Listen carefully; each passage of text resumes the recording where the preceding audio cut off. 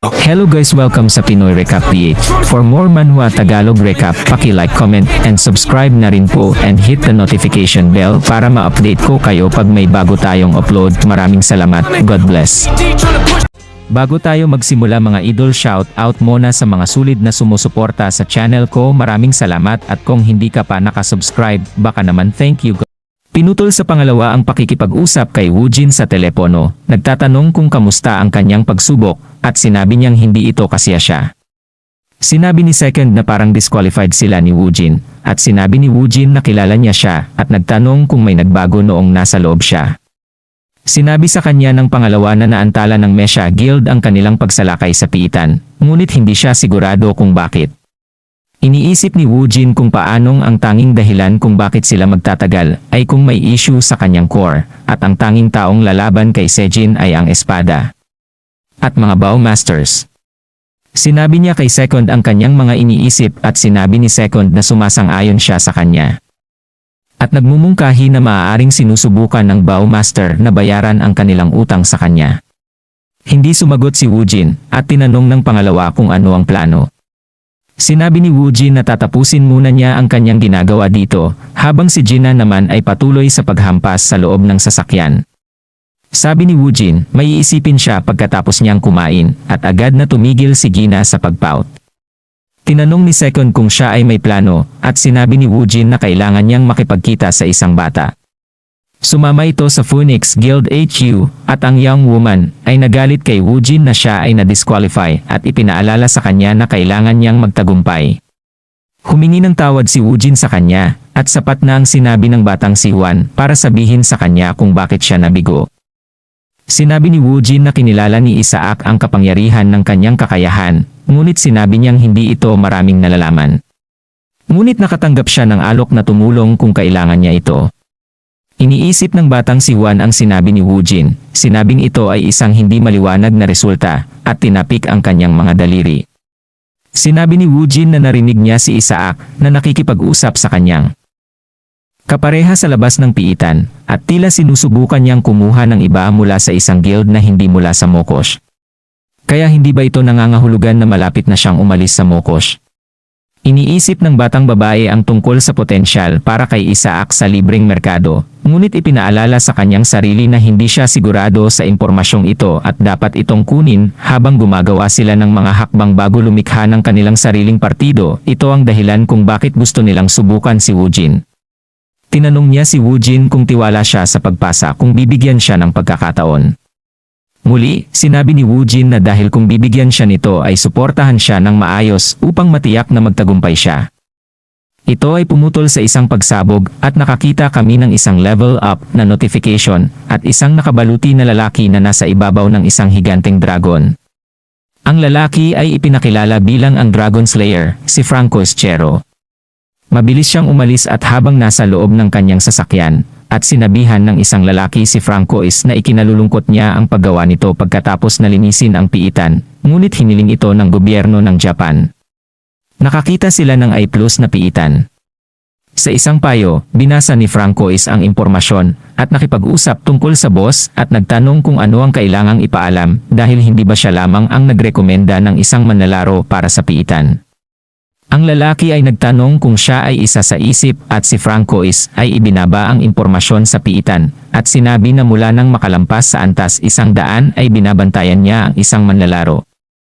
Tinanong ng lalaki si Franco kung ano ang mangyayari kung ang manlalaro ay tumanggi dahil ang boss ay sabi ng isang dragon, Franco na huwag trip at tinanong ng lalaki kung sigurado ba siya sa itinulak ng mga salamin at sinabing siyempre. Nakikita namin ang ilang artikulo ng balita at ipinasa ng Dragon Slayer ang piitan kay Isaac at pumayag si Isaac. Binasa ng batang Juan ang lahat ng ito at ngumiti na nagsasabing walang gustong maging si Dekik ni Isaac. Ngunit ang mas walang ingat na hamon ay mas marangal ito. Sinabi ni Isaac na aalisin niya ito ng mag-isa. Sinabi ng Yongguan Secretary na pinadalhan siya ni Woojin ng mensahe na nagsasabing nakapasa siya sa pagsusulit ni Isaac dahil sa husay na ibinigay nito sa kanya at ngumisi ang dalaga na nagsasabing ito ay mahusay. Nag-flashback siya sa kanilang pag-uusap at nakita namin siyang nag-slide ng isang skill sa ibabaw ng mesa. na nagsasabing handa na ito kapag pumasa siya, ngunit bibigyan niya ito ng advance ngayon. Nagulat si Woojin sa galing. Hindi pa namin nakikita. Tinatawag ni Yongguan ang kanyang sekretarya habang si Woojin ay umalis, na sinasabi sa kanya na tawagan si Isaac at payagan si Woojin na subukang muli. Tinanong niya kung ano ang plano kung tumanggi siya, at sinabi niya na maaari silang sumuhol kung kinakailangan. At ipadala sa kanya ang mga pahina ng kasanayan sa Fire Golem at Skeleton Mage kay Isaac habang siya ay ngumisi. Sinabi sa kanya ng kanyang sekretarya na sasamahan ni Woojin si Isaac sa ang pagsalakay. Iniisip ng kabataang babae ang tungkol sa pagsalakay at kung paano ito nahihirapan sa dulahan. Ngunit isa pa rin itong dragon at naghahamon silang talunin. Ngunit dahil ito ay isang batang dragon, ang mga pagkakataon ay dapat na mas mataas, kaya kung ang partido ni Isaac ay magtagumpay, ito ay magiging mahusay. Sinabi niya sa kanya na kailangan niyang magsulat ng isang artikulo na tinatawag na mga mamamahayag. Mundo tungkol sa bagong kakampi ni Isaac na si Woojin. At pangalawa ay nag-scroll na ngayon sa kanila at sinabing ang Batang Juan ay hindi pinalampas ang anumang pagkakataon. At kahit nalaman niyang pinaglalaruan siya, hindi niya masasabing kumuha siya ng kwago. Tinanong niya si Lee kung nai-deliver ba ang item nila kay Woojin. Sinabi niya sa kanya na oo, at tiniyak nila sa kanya na walang mali sa item at ngayon ay dapat silang papasok sa piitan ng hapon, kaya dapat itong gamitin. Pinutol nito ang pisngi ni Pinching Woodman at nalaman namin na ito ay isang item na inilagay nila sa isang Skelly Boy. Nagulat na lang si Gina sa pagiging makatotohanan nito at nagtanong kung nakakita na ba siya ng doppelganger dati. Ipinaliwanag ni Woojin na ang doppelganger ay isang halimaw na maaaring gayahin ang hitsura ng ibang nilalang at mahirap hanapin. Ang kanilang balat ay mataas ang presyo sa itim na merkado dahil sila ay ginagamit para sa disguises. Woojin ay nagsasabi sa kanya upang ihinto ang panggugulo bago niya sabihin na singilin siya para dito. Okay lang ang sabi ni Gina at itatago niya ito sa kanyang inventaryo at hindi na kailangang maging napakasama. Sinabi ni Woojin na hindi at upang ay conserve ang kanyang kapangyarihan hanggang sa ikatlong palapag. Nagulat si Gina at sinimulan ni Woojin na kunin ang mga tauhan ng Merlin mula sa kanyang inventaryo. Sinabing sapat na siya para sa unang dalawang palapag at kakailanganing tumulong ni Gina sa mga hatchlings. Nakita namin siyang nagpatawag ng Fire Golem at ang mga Skelly Boys pagkatapos ilabas ang mga tauhan. Kasama dito ang Skelly Knight sa bagong kasanayan sa Mage pati na rin ang pinakamahusay na batang lalaki. Sinasangkapan ni Woojin ang Van Gogh's bracelet kaya ngayon ay maaari na siyang gumamit ng higit pang mga singsing. Kita mo, nag-uumapaw siya sa magic power tulad noong nakaraan. He says not bad, as Jenna watches in a way, asking Woojin what he's about to do. Sinabi ni Woojin na hindi siya mag-aaksaya ng oras at dumiretso sila sa ikatlong palapag. Nagpasya itong laktawan ang labanan at dinala sa ikatlong palapag. Nakita namin ang mga batang lalaki na nagtatago sa likod ng ilang mga bato malapit sa ilang mga buto at si Jenna ay medyo natakot sa kanyang nasaksihan na ginagawa ni Woojin na nagsasabi na ito ay napakapangit at na siya ay nakakaramdam ng masama para sa mga mandurumog. Dahil ang kanilang pinaglaban ay hindi isang solong manlalaro, ngunit ay isang guild ng undead na may walang limitasyong tibay ng walang takot sa kamatayan. Walang shift, Jenna. Sabi niya. Hindi na siya nakakausap at nagtago sa likod ng isang bato. Tinanong ni Woojin kung may sasabihin siya dahil nakakatawa itong nakatingin sa kanya. Sinabi ni Ginas na wala itong espesyal, ngunit hindi niya naiintindihan ang diskarte na ipinaliwanag niya noon. Tinawag siya ni Woojin na isang makinis na utak at sinabing kailangan lang niyang atakihin ang mga pakpak at ipaubaya sa kanya ang natitira. Sinabi ni Jenna na naiintindihan niya iyon ay upang pigilan ito sa paglipad, sabi ni Woojin. Kung alam niya yon, bakit siya nalilito? Tanong ni Jenna tungkol sa kung ano ang ibig niyang sabihin tungkol sa hindi pagpapalabis habang ito ay nasa lupa. Sinabi ni Woojin na ang mga flap mula sa nakatiklop na mga pakpak ay mas malakas kaysa sa karaniwan. Kaya ang pag-atake ay hindi gagana at kailangan niyang ibuka ang mga pakpak nito sa pamamagitan ng pagpaparamdam dito ng panganib at na ang firepower ay hindi maitatarget sa mga pakpak. Doon. Sitwasyon, tinanong ni Jenna kung gusto ba niyang maupo siya sa likod nito hanggang sa dumating ang pagkakataon at may napansin si Woojin, saka mabilis na pinatahimik ang Piggy. Napapanood namin ang pagbaba ng pusa habang may biktima sa mga kamay nito. Ibinagsak nito ang biktima sa sahig at pinapanood ni Woojin ang pagkain nito. Sumenya si Woojin kay Gina na maghintay pa ng kaunti at nang lumingon ang dragon, nakita nito ang ilan pang mga bangkay na inilatag sa tumpok ng buto nito. At nakikita natin ang mga bangkay na sumasalamin sa mga mata nito, at pagkatapos ay nagsimula itong ipakpak ang mga pakpak nito at umungol. Sinabi ni Woojin na matalino na mapansin ang pagbabago sa pugad nito. Ngunit huli na ang lahat. Ngayon nakita namin na ginagamit niya ang kanyang kakayahan at bangkay. Naisaaktibo ang pagsabog na naging sanhi ng pagkahulog ng hatchling mula sa tuktok ng pugad nito kasama ng mga bato, ngunit nagsimula itong lumipad pabalik, natamaan lamang ng isang higanteng bato. Sina Woojin at Jenna ay sumakay pababa ng cliff sa mga skeleton dog at sinabi ni Gina na nakikita niya ang kanyang pinag-uusapan. Ngunit paano kung ang hatchling ay nagsimulang lumipad pabalik? Sinabi ni Woojin na maaari nilang putulin ang mga nakabukang pakpak at ang gawain ni Gino na dalhin ito mula sa himpapawid patungo sa lupa. Tinanong ni Gina kung gusto niyang mahulog siya dito, tama ba? Ngumiti si Woojin at nag-thumbs up sa kanya. Sinasabing siya ang kambing. Naglabas si Jin ng isang motivational sentence para kay Woojin. Nagsimulang sumigaw ang dragon at nakita namin ang apoy na nagsimula ng gumanap si Golem. Ang ilang WWE ay lumipat dito habang ang Skellige ay naghahanda ng isang bolang apoy. Sa panahong ito, ang Skelly Boys at Jenna ay nasa likod nito na agresibong sinasaksak ito. Gayunpaman, nabigla si Gina sa lakas ng timbangan. Ang pagsigaw sa kanyang sibat ay lilitaw na ang hatchling, nagsisimulang magtipon ng apoy sa bibig nito. Kuyog iyon. Si Gina ay sumigaw na ang mga pakpak ay hindi lamang ang problema, at sinabi sa kanya ni Woojin na patuloy na tumuon sa mga pakpak at hahawakan niya ang iba pa. Run in Woojin activate aura field at ang necklace's sun effect ay ibinabahagi sa Skeleton Knight. Tumalon siya mula sa kanyang kabayo, hindi matukoy kung kinokontrol ito ni Woojin, at nakita namin na ang pagpisa ay nalason na ngayon ng dugo habang sinasaksak niya ito sa buntot, ngunit nag-swipe ito. Umalis sila, pinalipad siya. Napansin ni Jin na ang hatchling ay nagsisimula ng lumipad at sumigaw siya na huminto ito at dumulas, diretsyong bumagsak sa lupa. Tumawag si Woojin sa kanya at sumigaw si Jenna sa Russian at mabilis na tumalon pabalik sa mga hatchling. Habang nagmumura pa rin sa wikang Ruso, sinaksak niya ang likod ng hatchling. Habang nagsisimulang lumipad ang hatchling, nakita namin si Gina na nakakabit sa pakpak nito. Sigaw ni Woojin na sinasabi sa kanya na magmadali bago ito lumipad ng mas mataas. Pinatatag ni Jenna ang sarili at sinabing madali para sa kanya ang sabihin at sinimulang patakbuhin ang sibat sa pakpak ng mga hatchling. Nakita namin na nagawa niyang putulin ang pakpak sa kalahati kahit na nabigla ang kanyang sarili. Parehong nagsimulang mahulog mula sa langit ang hatchling at si Gina. Sa kasamaang palad ay nasa ilalim nito si Gina, kaya't madudurog siya sa bilis na ito at sumisigaw siya habang bumagsak sila sa lupa. RIP Jenna. Sinabi ni Woojin na hindi ito magiging posible kung wala siya, at ngayon ay matagumpay ang plano. Ang mga mata ng hatchling ay kumikinang at pagkatapos ay pumikit. Isa pang pag-atake ni Charizard.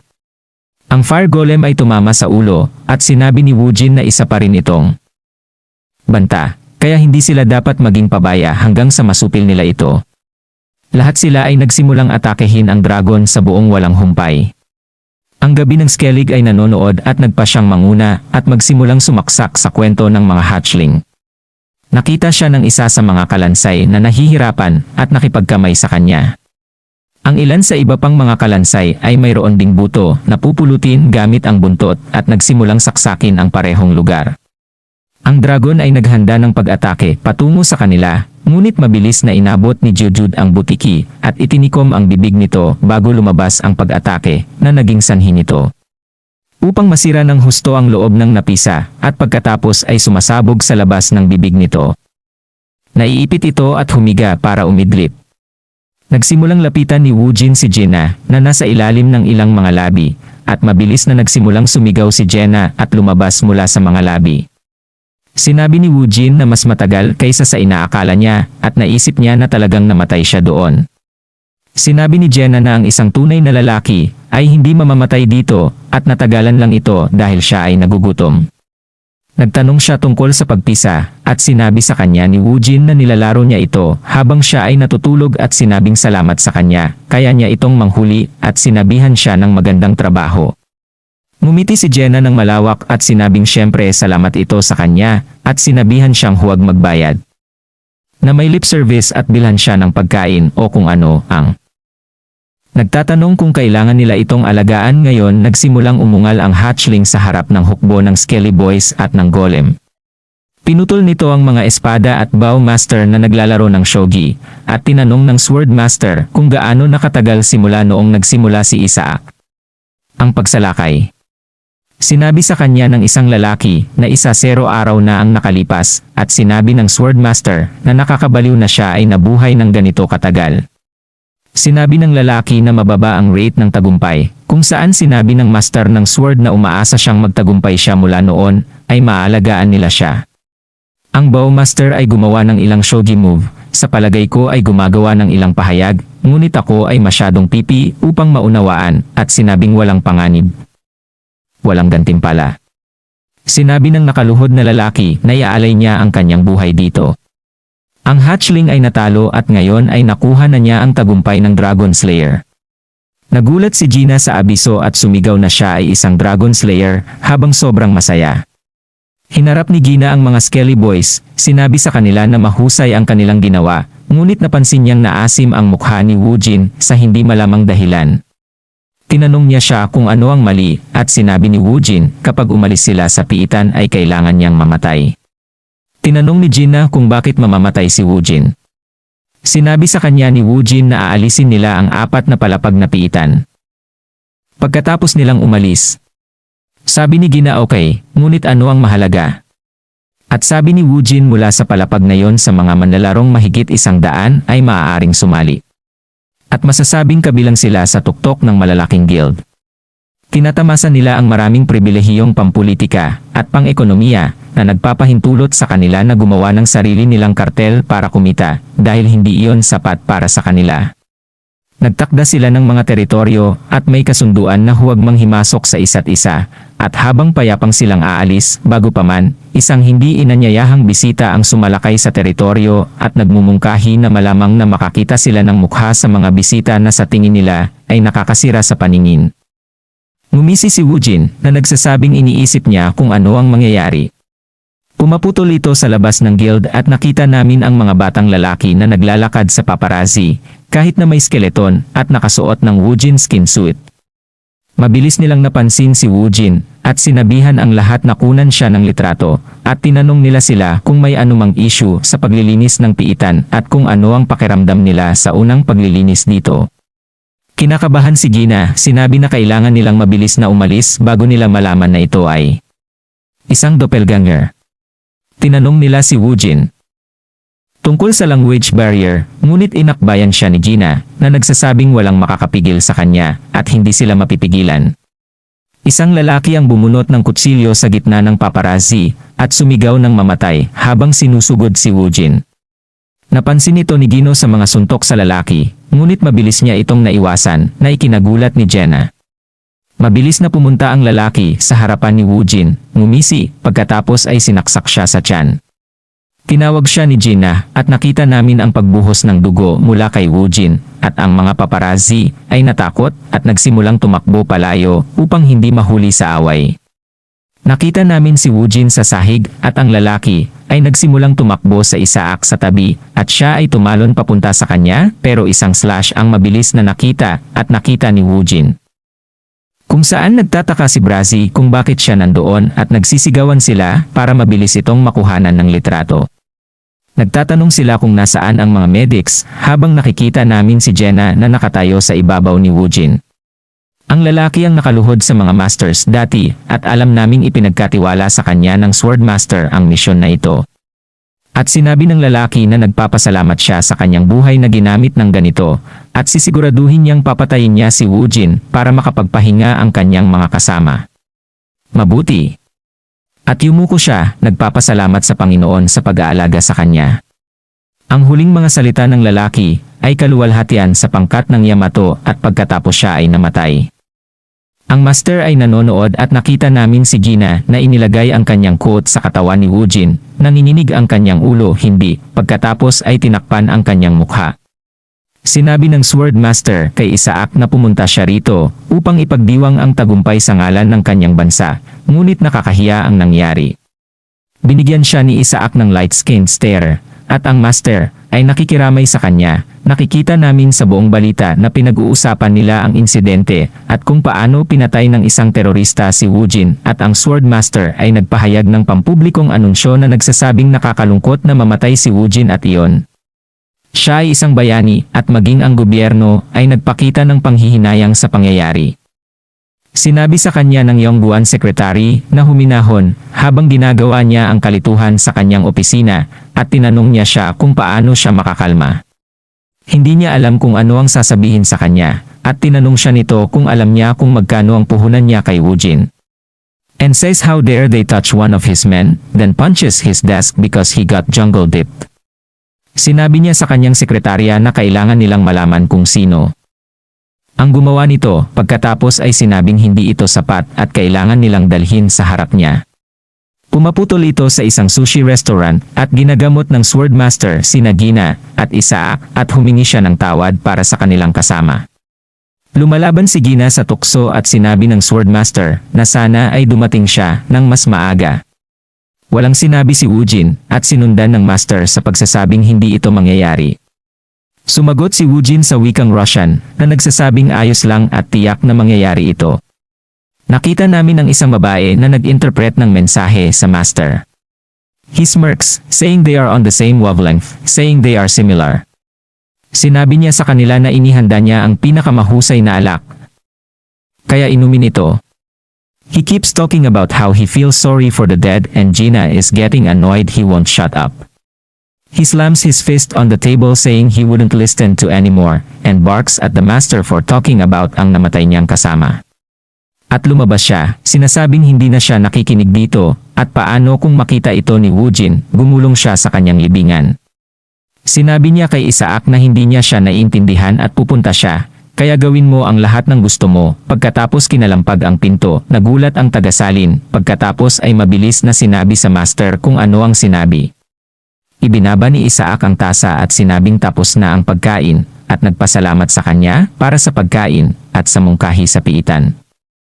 Na sinabing titingnan niya ito sa lalong madaling panahon.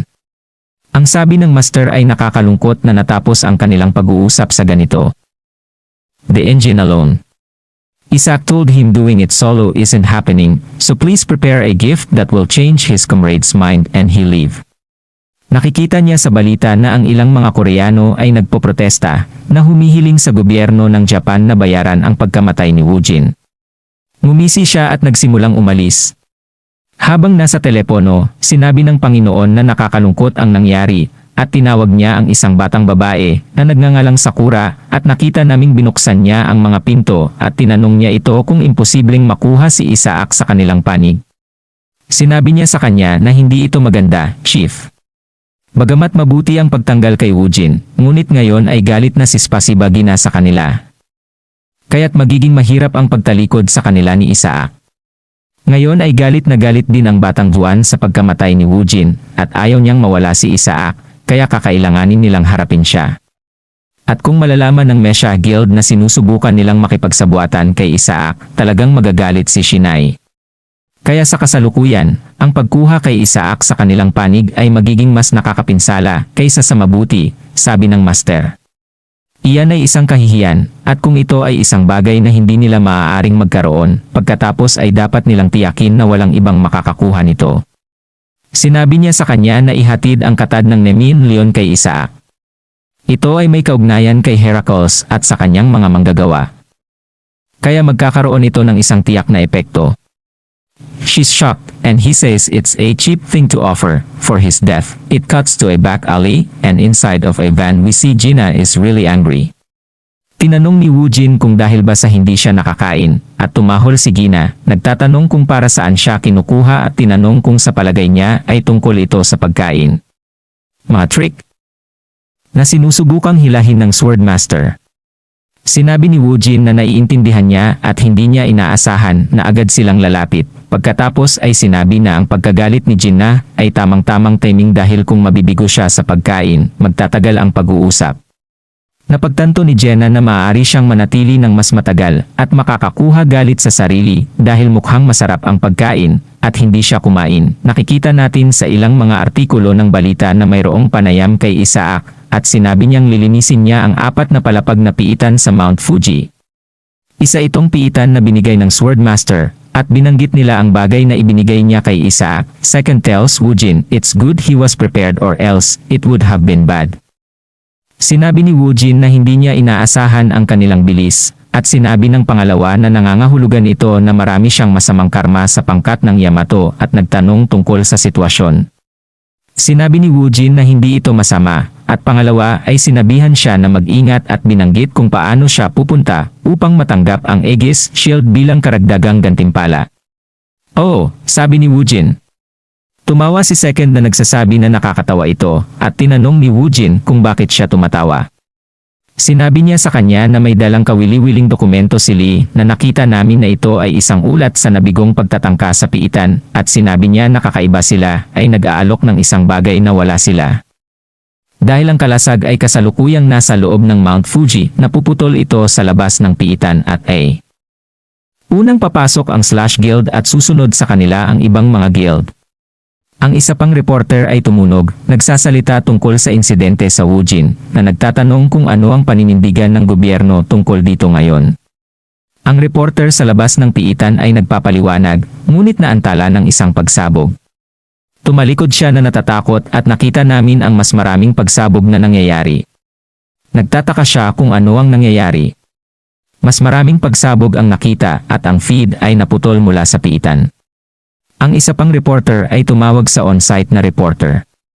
At nakita namin ang isang helicopter na lumilipad sa itaas at ang cameraman ay nagulat, nakatingin sa kaguluhan mula sa itaas. At ang isa sa mga lalaki ay lumapit sa reporter na si Kim sa site na lalaki at nagtanong kung siya ay okay. Sumandal siya sa balikat ng lalaki at nakita nilang ang gate ay naging bola at ngayon ay sarado na.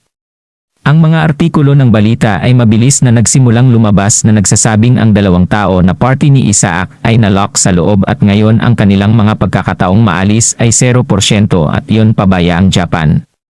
Nakangiti nitong pinutol ang Swordmaster at sinabing ito ay mabuti, ngunit kung siya iyon, pinapasok niya sana ang ilang lalaki kasama nila.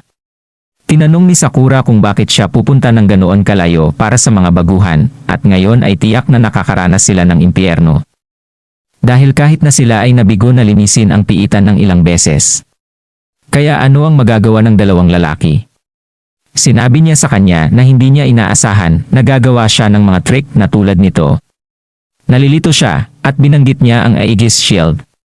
Tinanong niya siya kung tila isang lansihin ito at nalilito siya sa pagtatanong kung hindi.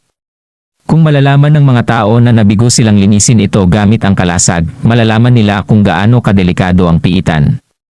At magiging isang kawalan sa kanila kung sila ay mas handa. Sinabi niya na patuloy niyang gagamitin ang kalasag bilang gantimpala para sa paglilinis ng piitan at patuloy na baiting sila sa bitag. Ang piitan ay magiging isang sementeryo para sa sinumang pipi na atake sa kanila. Ito ay pumutok sa loob ng piitan at sinabi ni Gina na nakakabaliw na sila lang ang nasa loob nito at tinanong niya si Woojin kung paano niya nalaman na mangyayari ito at kung siya ay isang manghuhula. Sabi ni Woojin, masyadong delikado ang pagpapaalis sa kanila sa labas ng piitan. Tinanong ni Gina kung paano niya nalaman ang mga detalye ng kanilang panlilinlang. Nag-alinlangan si Woojin at nag-iisip kung paano bago siya bumalik, karaniwan nang alisin ang mga kaaway ng mesyas sa loob ng mga piitan. O sa pamamagitan ng paghihiwalay ng malalakas sa loob ng piitan ng mag-isa, at ang pamamaraang ito ay ang personal na itinuro sa kanya ng Swordmaster. Napakagatlabi siya at inulit ni Jenna ang tanong niya. Sinabi ni Woojin na sapat na ang pakikipag-usap at para tumuon sa pagsalakay. Dahil kailangan nilang manghuli ng 20,000 manggugulo, pumunta ito sa ibang piitan na tinatawag na Forest of Monsters, at sinabi sa isang bintana na dahil sa pagligtas, oras na para lumipat sa susunod na palapag. Ang isang lalaki ay tumapak sa isang pulang dambuhala at winagayway ang kanyang kamay, pinaalis ang kanyang mga tauhan. Iniabot ng lahat ng mga lalaki ang kanilang mga kamay at nagsimulang tumawag ng mga kalansay na sundalo at nakita natin ngayon na mayroon silang hukbo ng mga batang lalaki na walang hubad na balbal. Hanggang dito muna sa part na to, salamat mga idol.